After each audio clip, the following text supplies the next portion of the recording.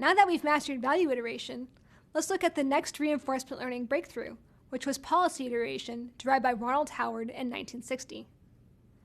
Value iteration was beautifully effective at solving MDPs, but it ran into some technical limitations at the time. Computers weren't nearly as powerful back then as they are today, and so researchers set out to find more computationally effective strategies. To understand better why more efficient strategies were needed, let's take our simple case and kick it up a notch. Let's say our frozen lake is a bit slippery. Every time we wanted to move in a particular direction, we could end up in a spot 90 degrees clockwise and 90 degrees counterclockwise from where we intended to go. Each of these three states has an equal chance of happening, or about 33% chance each. On top of that, trying to move into a boulder is a valid move. If the gumdrop succeeds in moving the direction it intended to go, the boulder will block it and it won't end up moving anywhere. It would be way too messy to show the full MDP for this new mechanic, so I'm showing the MDP just from the perspective of the starting position. Whereas before we just had 2 outcomes to worry about, this one has 10. Yikes! There are 4 actions, and 2 of those actions result in 3 different outcomes, and 2 of them result in 2 different outcomes. To handle this new probability, we're going to update the Bellman equation. Now, when we update the value of a state, it's going to be a weighted average of the value of all the state primes we could possibly end up in. That's a mouthful, so let's take a look at it in action. Here's a table showing all the possible states we can reach from state 0 based on the action our agent takes. Thankfully, when we actually look into the value of each of these states, it turns out there is one action we could take that is safe from slipping into the death hole, which is if we choose to move up. 2/3 of the time, we won't move anywhere because we'll crash up against a boulder. But 1/3 of the time, we would slip right, which would allow us to get closer to the goal.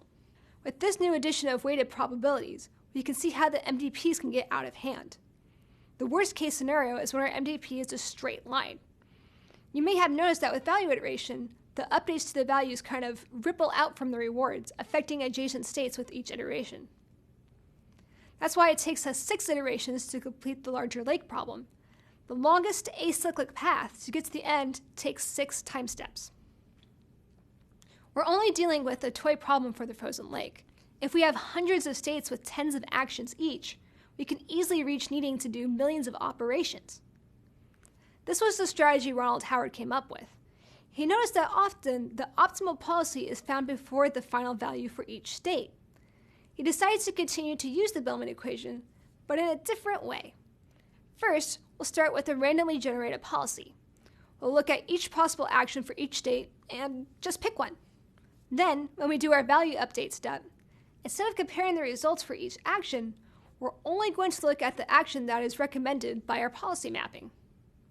Here, with state 0, the randomly selected policy is to move down. We'll use that to update the value of state 0, even though it has a -1 reward that we can avoid by moving right. Similarly, we can do the same thing for state 1. Its randomly selected policy was to move down. We got lucky and it already selected the optimal action. Same story, we'll set the prime value based on the rewards and future value corresponding to the action in our policy. As before, we'll multiply by the discount and set that to our current values, then reset the prime values. I'm going to do a simplified version of this algorithm, which is called modified policy iteration. I stop my value updates here. The vanilla version of the algorithm continually repeats this value update step until the changes are sufficiently small, like value iteration. But the modified version gets similar results for less computation, especially for simple problems like this one. Time for the magic to happen. We're going to take a look back to our policy map and update the policy based on the new values we've calculated. For state 0, we can see that going right gives us a better value than going down, so we'll change our policy. On the other hand, for state 1, we're comparing left's -0.9 with going down's 0, so our policy doesn't change. Rather than look at how much our value estimation changes, our stopping condition is when the policy no longer changes. So even though state 0's value changed significantly from negative to positive, we can stop iterating here since our policy remains the same. This is the code to run one iteration of policy iteration. We would run this in a while loop that would check if the old policy is different than the new policy, or next policy, as I've labeled it here. So easy, right? Only 3 lines of code. Okay, you caught me. I'm cheating again here. Find future values and find best policy each have more to them. Here I have code to calculate state prime. It's not too different from our value iteration code.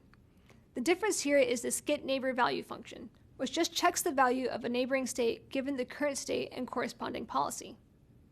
Before, in value iteration, we would have to check all actions. Once we have our new values, here would be some sample code on how we can find our new policy. This is also similar to value iteration as we go through each state and check each action. But here, we're not changing the value of any of our states. We're only updating the policy. What's interesting about policy iteration is that on paper, it's even more computationally complex than value iteration. It still needs to look at the weighted sum of future steps. And if we're really unlucky when rolling our initial random policy, we might still need to perform an iteration for every state. But in practice, policy iteration converges more quickly. We could see for our frozen lake problem, policy iteration converges 4 steps, whereas value iteration needed at least 7. With the success of policy iteration, 2 schools of reinforcement learning were developed. One form of thought is to focus our energy on estimating the value of our states. The other view is to focus our energy on trying to find the policy directly. The 2 approaches are very similar, so here's a summary chart showing the pros and cons of each. The trick to remembering the difference between the 2 is that value iteration is mathematically precise, so it's going to take a longer time to find an accurate answer. Policy iteration takes a statistical approach. While in practice it works out well, it is possible it will settle on a local optimum policy. For instance, if a longer path actually has more rewards to it than a shorter path, policy iteration might select the shorter path if it takes too long for value propagation through a longer path.